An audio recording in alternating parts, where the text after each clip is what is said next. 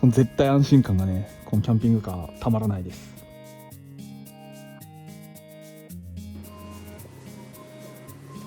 バッテリー入れが崩れてくるっていう。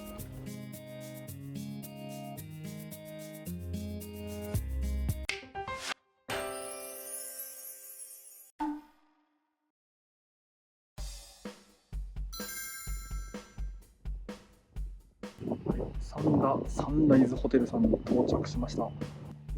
ダーフルバッテリーとかね、大きい荷物運ぶの大変なんで、こっちの1階から荷物今から運んでいきたいと思います。一応ここからね、カラーボックスじゃないんで、この横からねこう出せるっていうのがね、これがね結構収納として気に入ってます。荷物運ぶだけで大変。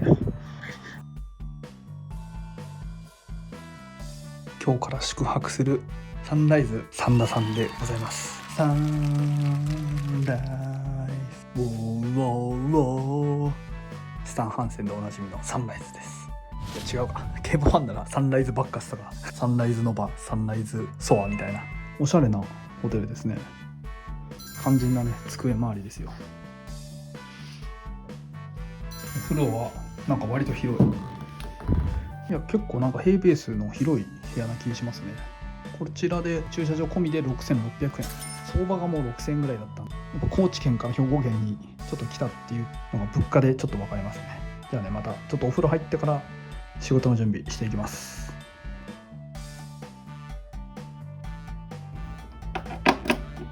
多分85ワットとかなんで、これがマックス700なんで9時間ぐらいかかる計算ですね。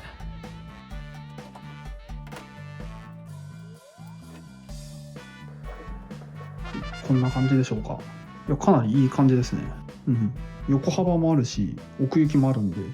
やかなり仕事するには良さそうです。 Wi-Fi のね速度を計測したんですけど、42Mbps で、試しに動画開くのにねどれぐらいかかるかっていうのをちょっとカメラでせーの、はい、もう2秒で出ました。かなり早いですね。でこう早送りしてもスムーズに流れるんで、いやこれだったらもう全然問題なく使うことができそうなんで、いや良かったです。なんか使っていいそうなんで使いましょう。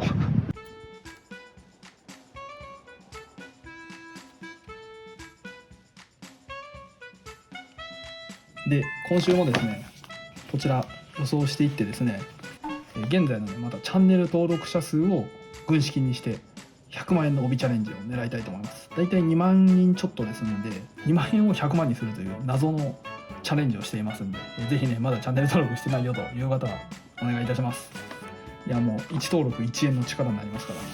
ね。この時間がね、この妄想と、ね、夢と妄想に膨らんでいるこの時間が一番楽しいんですよね。今週はね高松宮記念がありますから、いやロータスランドさんね一気に開花していると思うんで、いや前に行けばねかなりチャンスだと思うんですよね。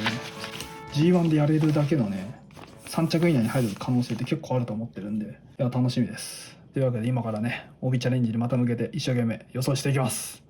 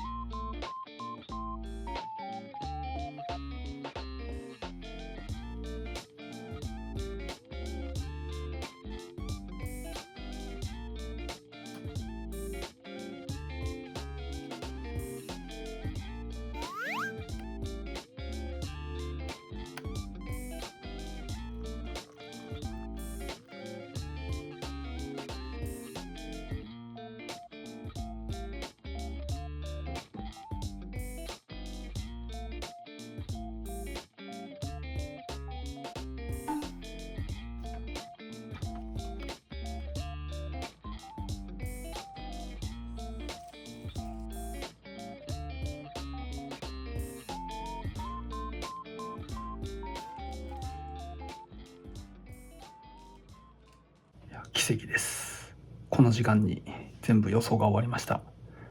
だいたい日付が変わるぐらいまでいつもやってるんですけど、なんかね今週冴えててなんか見えてますね。サンダサンライズホテルさんで2泊3日が終わろうとしております。あとはねもうゆっくりするだけです。いや楽しめそうですね。でですねちょっとホテルのね総括をしたいんですけど、一番ねテンション上がったのはですね、いや漫画がねかなりラインナップがすごいんですよ。今からねもう銀のさじタイム入っちゃうんで、僕は銀のさじがあっただけでもテンション上がるんですけど、もうコナンとかね進撃の巨人とかあと鬼滅の刃とか最新のものまでねしっかり網羅されてて、あとなんかサラリーマン金太郎とかなんか東京グローだっけ。昼ご飯に牛丼食べた時に困ったんですけど割り箸がないとなったんですけど、実はここね割り箸とかスプーンとかもう電子レンジはもちろんですけど、そういうなんかご飯類のを使うちょっとした備品もね全部完備してあるんで、いやサービスがねめちゃくちゃいいと思いました。これ部屋がねかなり広いんですよ。あそこポータブル電源2個置いてますけど、あの大きさなので割とねゆったりその平米数的に余裕があるっていうのはいいですね。あとデスクワークなんですけど、Wi-Fi がねもう全然問題なしで早かったんで、そこは合格です。あと机周りですよね。テレビねどかしたんでもう奥行きもあるし横幅も結構あるんで仕事するにはかなりいいですね。でそこのライトもね備え付けのライトも結構明るいんで、いやもう十分仕事するには完璧です。置いてあるね延長コードもねコンセントがね全部で6個もあるんで、充電&仕事をするにはもう完璧な配置でした。あと地味に良かったのは日当たりの良さですね。窓がね結構出窓で外から日が入ってくるんですけど、いや人間やっぱ光合成するの大事やなみたいな、いや仕事していてもなんか気分が良かったですね。意外とそういう自然の環境も大事だなとちょっと改めて思いましたね。一つデメリットを挙げるなら乾燥費が高い。いや乾燥費がね10分100円だったんですよ。だいたい相場がね20分100円なんで、ちょっと他のね洗濯機より倍かかるっていう、これだけね洗濯物がある場合は洗濯代もね死活問題になってくるんで、そこだけちょっとネックあったっていう、それだけですね。いやもうそれ以外はね完璧ですね。従業員さんもかなりフレンドリーというかもうノリのいいおばちゃんなんで、いや楽しかったです。夜ご飯食べていこうと思うんですけど、であとラーメンどうもね二郎系がありそうなんで、割と駅は綺麗でかっ。こんな栄えてたんだこの辺は。全然知らんかった。特に何も書いてないですけどよくわからないですけどとりあえずやってはないっていう。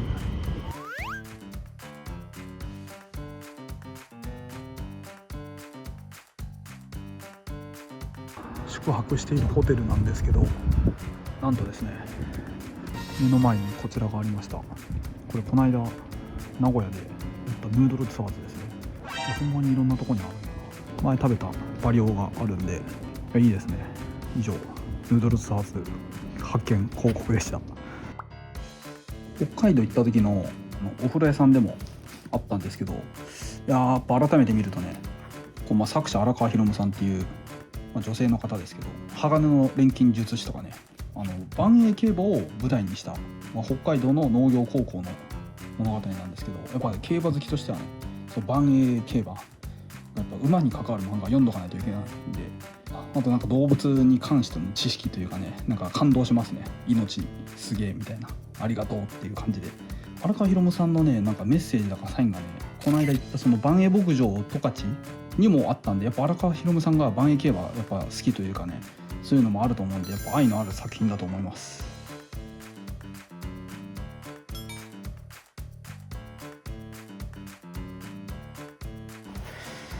はい、無事に一日が終わりました。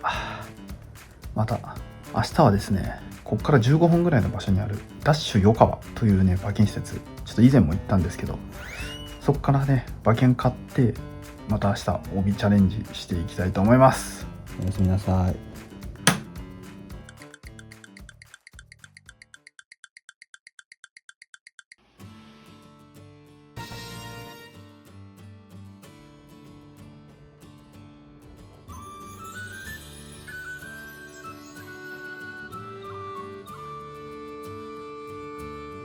朝ごはんめっちゃ良かったです。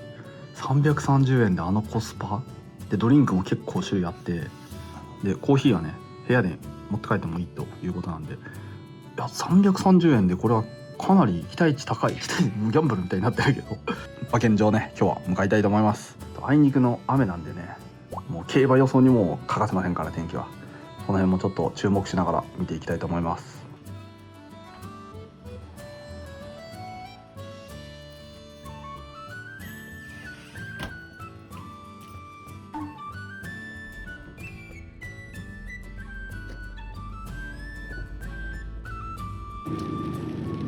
はい、到着しました。こちらダッシュ横川、競輪とオートレース、そして競馬全部買えるという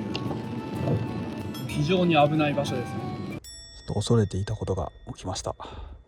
結構山道を登ってきたのでバッテリーレーが崩れてくるっていう、これ一歩間違ったら頭直撃してたんでちょっと危なかったですね。やっぱ重いものなるべく下に入れた方がいいのかもしれないですね。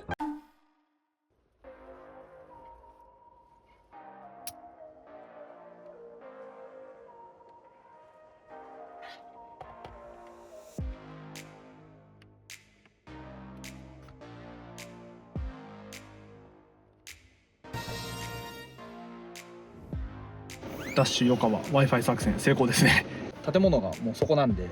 建物から近い駐車場だとギリ Wi-Fi が届くってことはね、前回の検証で実証済みなんで、これ確かパスワードとかもねいらないし無制限で使えたんで、その辺の勝手がねかなりいいんですよね。なんか雨の日ほどなんかキャンピングカーってテンション上がりますよね。上がりますよねっていうか上がるんですよ。安心感、外はしんどいんだけど中にいれば安心っていうこの絶対安心感がね、このキャンピングカーたまらないです。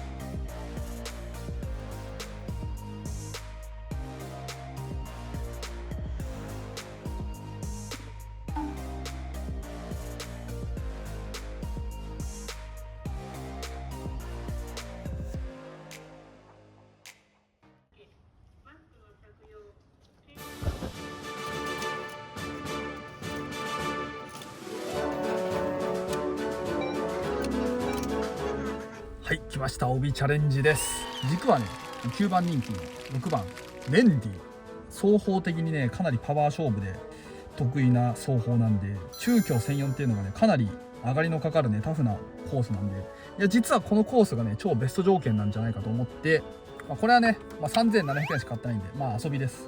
メンディー6番メンディー、ちょっと遅いな。いやこれはメンディーきついな。いやーメンディーがきついわ。これはこの位置からはさせる馬じゃないぞ。なんか3着ぐらい来そうだし、来てるわ。6来てるわ。うわー4着やし、いや 1円にもならない意味のない4着、そして次人気してしまうといういやもうどうせね来ないんだったらもう超負けてくれって祈るんですけど、運ですね、しょうがないです。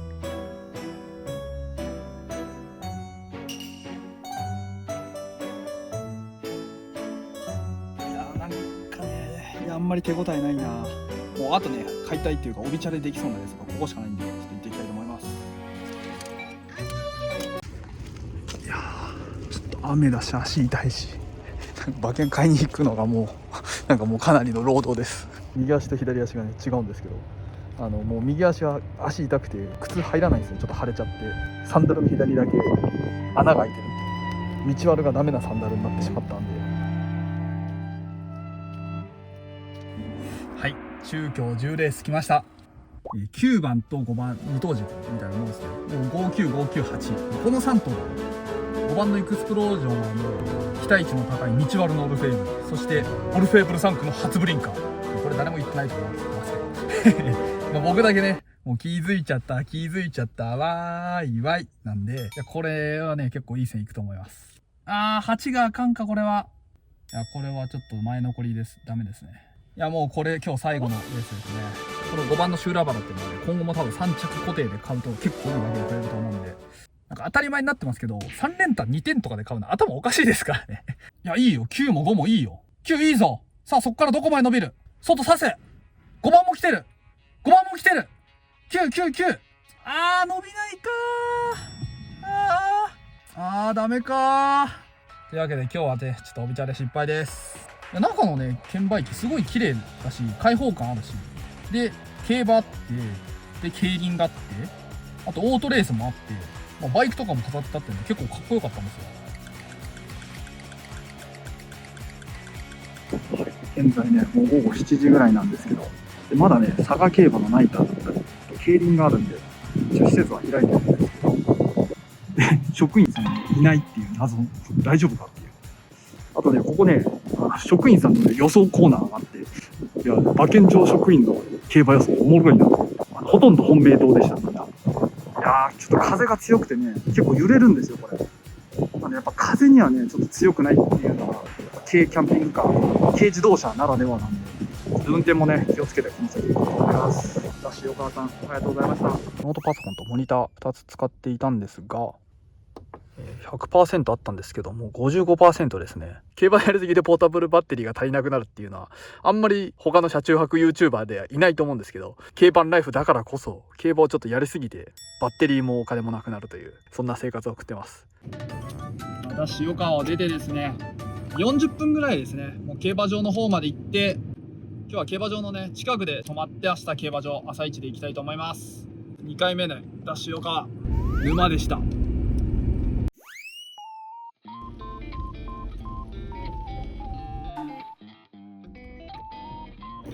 本日の車中泊スポットに到着しました。こちらね、兵庫県の森林公園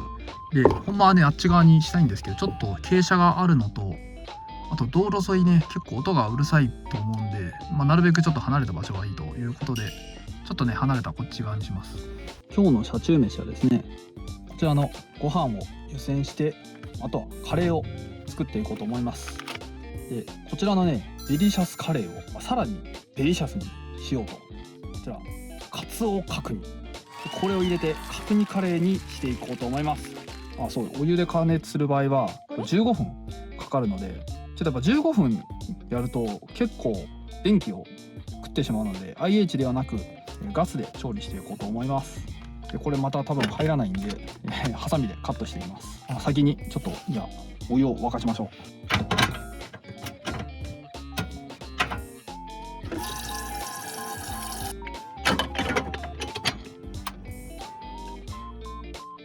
換気のためにちょっと窓を開けていきます。まだ降ってるな。ちょっと雨降ってるんでね、今日は窓で換気したいと思います。この間にご飯をカットしていきます。というわけでこれなら入るかな。ちょっと暑いんでもうポップアップ開けちゃいます。雨なんですけど。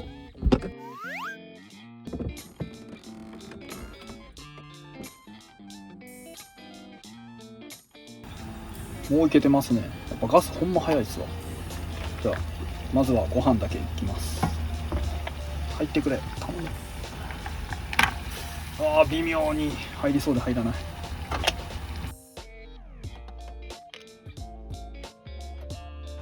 前に作ったねこのサブバッテリーデッドスペース収納なんですけど、いやこれかなりやっぱ役に立ってますね。だいたいここになんかお土産で買った食料とか、あとはカップラーメンとかね保存してるんですけど、これがあるかないかでもうだいぶ食料の置き場っていうのは変わってくるんで、まだ8分ぐらいしか経ってないんですけど、これもね5分ぐらいやんないといけないんで、上にね置いてるだけで蒸気でいけるんで入れときましょう。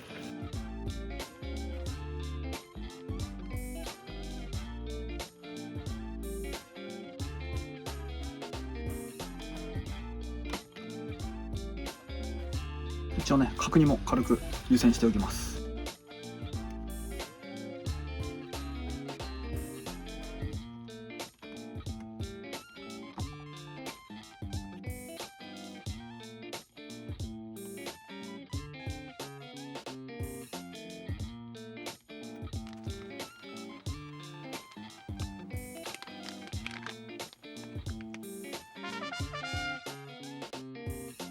早速マグロカツカレーいただき、マグロカツじゃないや、マグロカツはそのだけバージョンや、マグロ角煮カレーいただきたいと思います。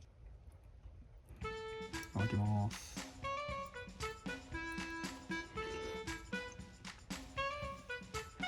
やっぱりカツオだからヘルシーなね角煮なんだけど、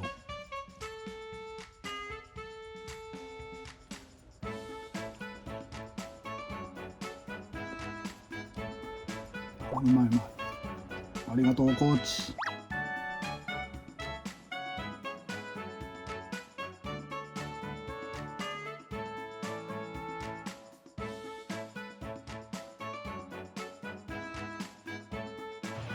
最近ねガスコンロでばっかり調理しているんで、もうガスコンロをね片付けないで置きっぱなしにしているんですけど、これ移動する時にねやっぱ動いてカチャカチャするんで、下に今滑り止め敷いてみました。これでかなりもう動きにくくはなってるんで、こういうねちょっと100均のね滑り止めとかって人生で普通今まで一回も使ったことなかったんですけど、なんか世界が広がりますね。100円ショップの商品をもうほぼ網羅したんじゃないかみたいな、大体全部知ってんじゃないかぐらいなんか便利グッズみたいのをねやっぱこういう工夫して楽しむっていうのもキャンピングカーのなんか醍醐味かもしれません。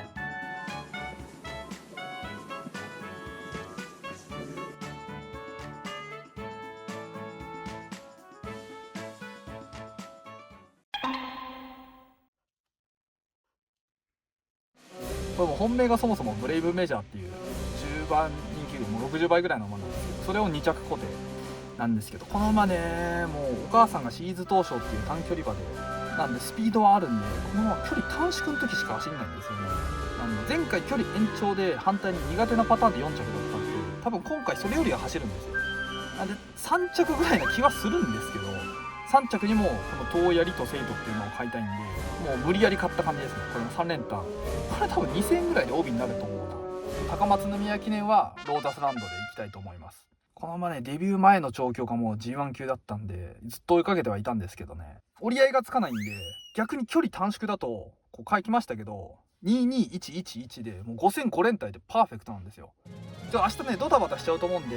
もう前も活躍した北さんブラック馬券ホルダーですよ。これに買った馬券を入れて、あと後ろはねこれマークシート入るようになってるんでペンとかなんで、もう帯チャレねするレースはもう一応買い目まで書いといて、あとは当日ね金額だけ入れてすぐ買えるようにしとこうかなと。最終レースまで終わった後にここ帰ってきて結果発表したいと思いますんでね。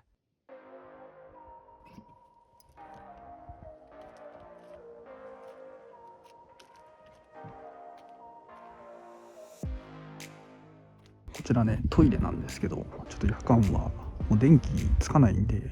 と懐中電灯とかないと怖いですね。やっぱ車の音がするんで耳栓必要ですね。ここにもう耳栓とアイマスクですね。もう寝るときに使うものをこちらに入れてます。そんな山奥ってわけではないんですけど、かなり電波が悪くて 0.47Mbps しかもうありませんでした。安全面とかね考えると電波がないっていうのは不安にはなると思いました。明日競馬場楽しみだな。じゃあ行ってきます。じゃあおやすみなさい。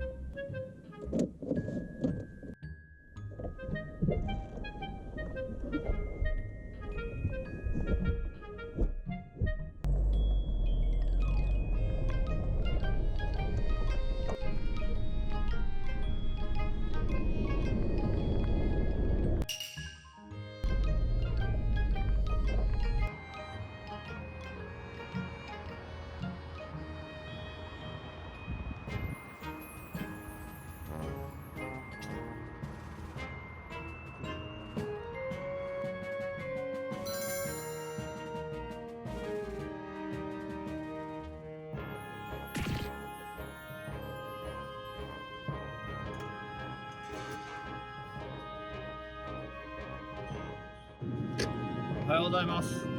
快活クラブでシャワー浴びて朝ごはんも食べて、1時間いたんですけど、470円と、非常にねコスパのいいもう快活モーニングです。これが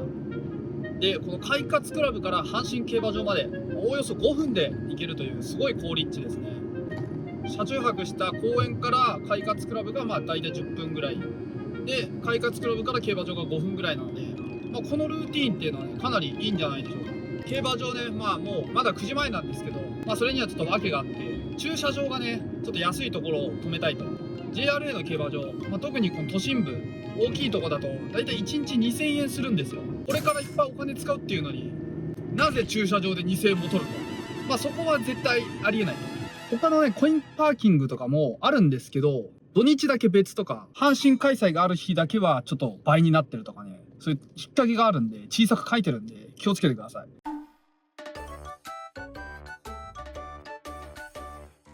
さあ、間もなくですね、もう右側が阪神競馬場ですね。うわー、テンション上がるな。競馬記者時代はもう毎週来てたんですけどね、別になんで、とって特別変わる景色ではないんですけど、この時間が一番ね、夢の希望が溢れてる時間なんで、よし、秋やったぜ。うわでも結構いるな。こちら24時間400円。あれ、もしやラス1。うわマジか。そんな運悪いよ俺。やば。いやー、これはちょっとやばいな。マジかよ。目の前でマントか。やっぱ競馬開催日は最大料金にございません。結局こちらの駐車場にしました。もう競馬場がね、そこで JRA って書いてますけど、場所とね、値段のコストパフォーマンス考えると割とこちらがね、第2候補としてはベストなんで、こちらの駐車場もおすすめです。はい、体勢が整いましたんで、今から阪神競馬場行ってきます。いや、帰る時の顔と比較してほしいですね。どうなってんでしょうか。準備万端です。双眼鏡、一眼、北さんブラック馬券ホルダー、タブレット、軍資金、たんまり、また入りきらないぐらい持って帰ってきます。じゃあ行ってきます。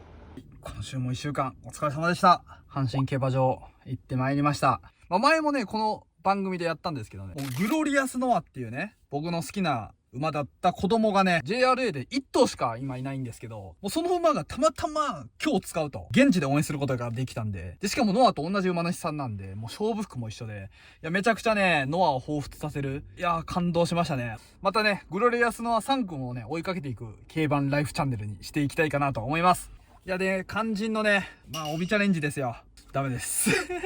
やなんかね、今日ハマりそうでいろいろハマらなかったんですよ。もう刻みに刻んで、そんなね、人気馬がね、危ないとこから行ってるんですけど、いやこれとか多分めっちゃ惜しかったんじゃん。ただね、今回発見したのが副賞転がしなんですけど、もうそれこそね PDF 新聞っていう企画でも福コロはね、実は帯チャレより前にやってて、今日はね、その福コロがね、見た感じ結構いけそうだなと。で、オッズもね、全部ついてたんで、実際やってみたんですよ。そしたら、3コロ、4コロしたのかな ?1 万円から始めたのがですね、最後25,700円になって、もう倍以上ですよね、だから。になって、しかもこれも当たったんですよ。で、最終的にこれが 1.8 倍ついたんで、46,000円ぐらい。副賞ってこんな簡単なのみたいな。いつも3連単をさ、2点とかで買ってるから、この難易度と比べたら副賞のめちゃ簡単じゃんみたいな。トントン拍子で、だからプラス36,000円副賞だけで。だからね、これね、ちょっとね、今後のアイディアとしてね、今はチャンネル登録者数を軍資金に100万円になるように帯チャレンジしてるんですけど、実はこれ 21,500 円からその日毎日副賞転がししていくみたいな。それも良くないですか？だって簡単なんだもん。いや、ちょっとコメント欄でぜひ帯チャレやってほしい。それとも副コロで行ってほしい。どっちかね、アドバイスいただけるとめっちゃ嬉しいです。週末なんでね、今週1週間の生活費も振り返っていきたいと思います。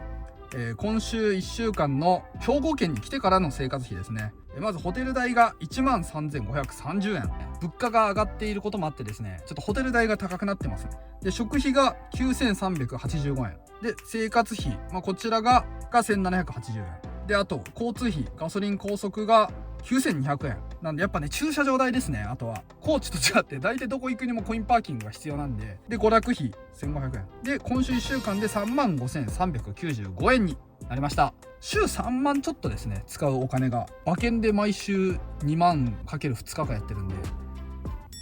4万使ってんの大体7万5千円ぐらい使ってますね。やばいね。普通にだってこの生活してて7万5千円毎週失ってたら月30万でしょ。どこぞのサラリーマンの給料だよ。当てなきゃ生きていけないっていう戦わなければ生き残れないみたいな、もう仮面ライダー龍騎みたいになってますけど、当てなければ生き残れないっていうこのサバイブ状態。サバイブなんか龍騎っぽいな。龍騎サバイブみたいな。やばいな。結構そう考えると週7万使ってんのか。いや、おびちゃれはだからね、ほんまに当てないと。って言っても、2万円を100万にしてるんで、50回に1回当たれば、プラスにはなるんですけど、なんでもう今日外れた分はね、もう、おびちゃれファイルに。いやー、でも競馬場やっぱり良かったですね。もうめちゃくちゃ写真撮りまくりましたわ、いろいろ。目の前でやっぱ馬とかジョッキーがいるとね、これが競馬だったな、みたいな。高松宮記念とかね、めちゃくちゃゴール前のデッドヒート。いや、感動しました。久しぶりになんかみんな、岩田未来騎手も丸田騎手も、あと最後迫ってきたね菊沢騎手で、うちから鮫島一馬騎手ってみんな初 G1 がかかってたんで、めちゃくちゃすごい叩き合いが見れて、なんか70秒のレースにこんなにもなんか凝縮されてんのかみたいな。いや、なんか結構うるっときた高松宮記念でしたね。というわけでですね、来週からも大阪杯と桜花賞があるんですけど、もうすでにこの時点で大阪杯の抽選も外れてます。あとキャンセル待ちっていうね必殺技があるんで、そこをねなんとか突破できれば。なんでこの感じだと桜花賞もね当たんない気がするんで、